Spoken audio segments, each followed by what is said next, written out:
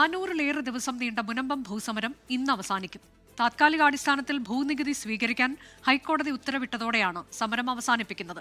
മന്ത്രിമാരായ P രാജീവും K രാജനും സമരപ്പന്തലിൽ നേരിട്ടെത്തും. അതേസമയം സമരം അവസാനിപ്പിക്കാനുള്ള തീരുമാനത്തിനെതിരെ ഒരു വിഭാഗം ഇന്ന് ബദൽ സമരം തുടങ്ങും.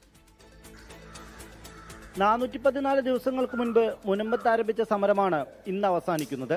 വർഷങ്ങൾ നീണ്ട നിയമപോരാട്ടത്തിനൊടുവിൽ താൽക്കാലികാടിസ്ഥാനത്തിൽ നികുതി സ്വീകരിക്കാൻ ഹൈക്കോടതി സിംഗിൾ ബെഞ്ച് ഉത്തരവിട്ടിരുന്നു. പിന്നാലെ റവന്യൂ അവകാശങ്ങൾ പുനഃസ്ഥാപിക്കുമെന്ന് സർക്കാർ ഉറപ്പു നൽകി.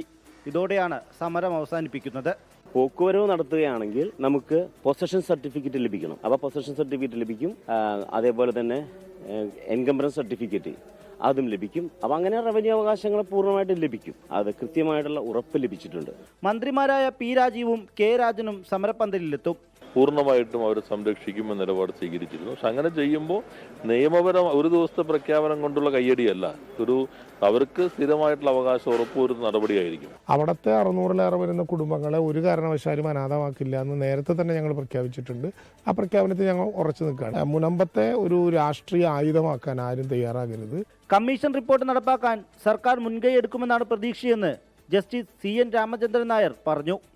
അതേസമയം സമരം അവസാനിപ്പിക്കാനുള്ള തീരുമാനത്തിൽ സമരസമിതിയിൽ ഭിന്നതയുണ്ട്. ഇതിന്റെ ഭാഗമായുള്ള ബദൽ സമരവും ഇന്ന് ആരംഭിക്കും. 24 കൊച്ചി.